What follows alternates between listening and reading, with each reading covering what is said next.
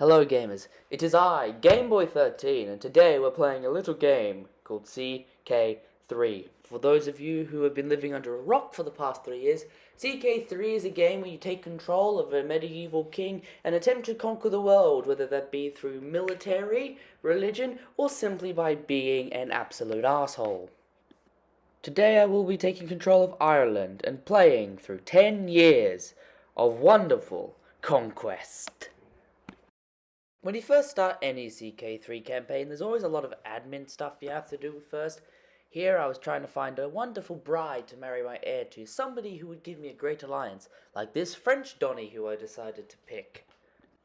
I was also looking for a bride for myself as I was unmarried, and being a king, I felt I needed someone a little bit more special, a little more, and so I decided to pick this Spanish woman, the daughter of the King of Navarro.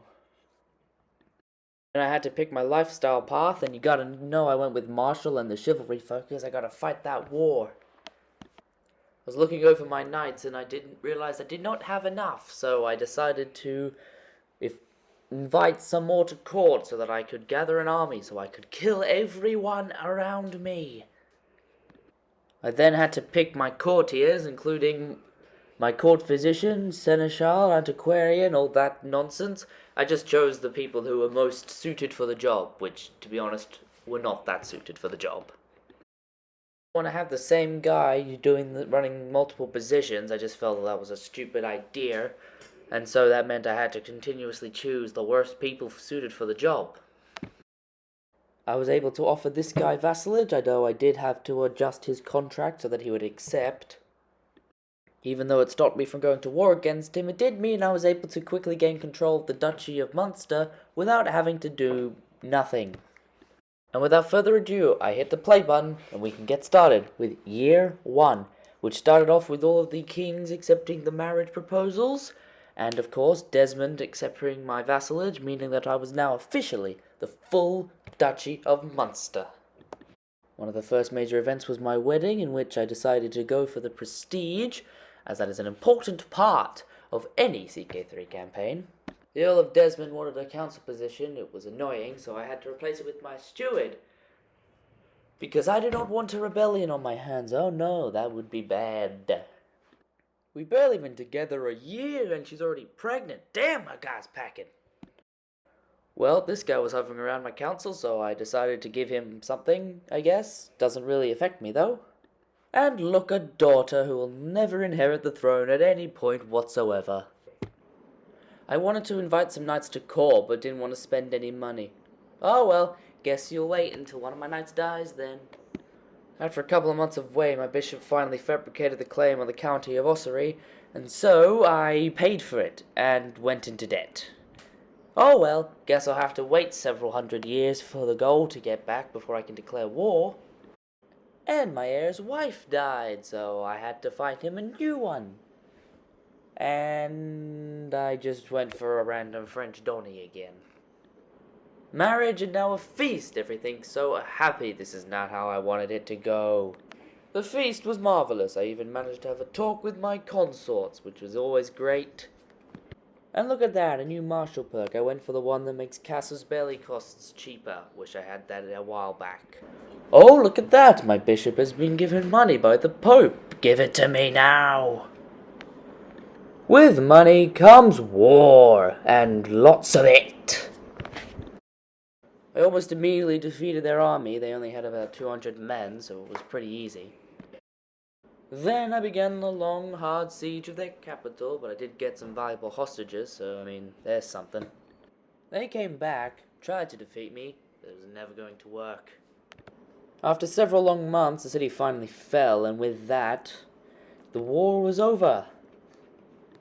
Yeah, he surrendered pretty quick after that. Didn't have much hope of winning, so the people weren't very happy I'd conquered them, so I had to send in the army for a routine beating to submit them. Submit them! Of course, I didn't learn my lesson and sent my bishop right back to fabricating claims on counties. I need more. I need more. My next event came up and allowed me to gain access to a trade, and I chose Unyielding Defender. It seemed like a useful choice at the time. It may not be. I gained access to some more martial perks and decided to gain better siege weapon efficiency, hoping that would assist me in my future endeavors. I was having issues with gold and really wanted to start another war, so I decided to head over to the Pope and ask for money, but turns out I needed way more piety to do that. What's the best way to gain piety? Through a pilgrimage, but I didn't have a lot of money, so I couldn't go to one of the big fancy temples. Oh, so annoying! I did manage to, however, gain the amount of piety I needed to ask the Pope for money, and so I travelled back down to the papacy and sent in the request. The Pope had just gone through a nasty divorce, though, and so wasn't willing to give up any money. Two of my vassals decided to have a scrap in the middle of my territory whilst all this was going on, which was interesting.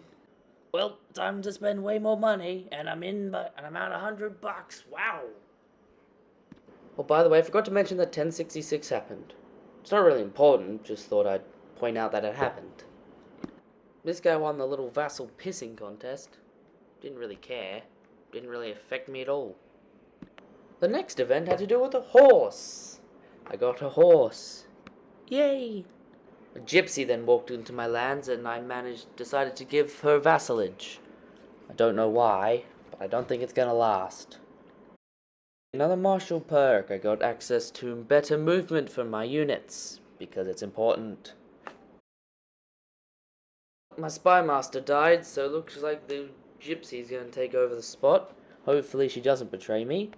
My steward gained some perks. Wasn't really paying attention, was more focused on the fact that I had no money. That's the end of the warhorse event. I now have one. Yay! And more martial perks. I gained access to even more unit movement. It's a vital part of any army. My daughter needs to be educated. It's almost like that wasn't a feature of this medieval time period. Though still in debt, I got roped into a war with my allies, which is always great. Oh, look, a child, that's not mine, and I don't care about because it belongs to someone else. My horse got sick, but he was able to be healed, so that was a scare. More martial perks, yay, I'm pretty soon going to become the greatest commander of all time. Well, my steward died, time to replace him with another. Allies roped me into another war again, which is great. Oh, apparently some idiot was causing some issues in a tavern and dealing with it caused me to have a mental break. Everyone, just please shut up! For insurance reasons, my son was forced to remarry. My daughter very nearly gained the sadistic trait, but I stopped that in its tracks, thank God. My inactivity in the overseas war for Spain caused my ally to get very mad at me and request that I do something, or he shall come over and give me a spankin'.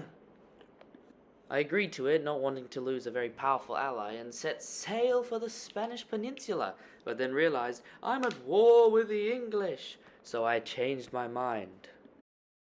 This was an incredibly risky move. At any point, a massive English army could have just waltzed over and absolutely destroyed me. But they didn't, and so I was free to besiege Cornwall for the next several months. My allies would lose the war before I was able to make any impact, though. Thanks a lot, guys. Thanks a lot. And with that little action, we came to 1078. 10 years after the initial start of this campaign.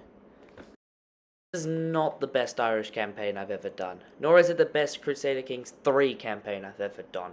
There were some major issues with this, and I'm still working out the kinks of this game. It's very, very complicated.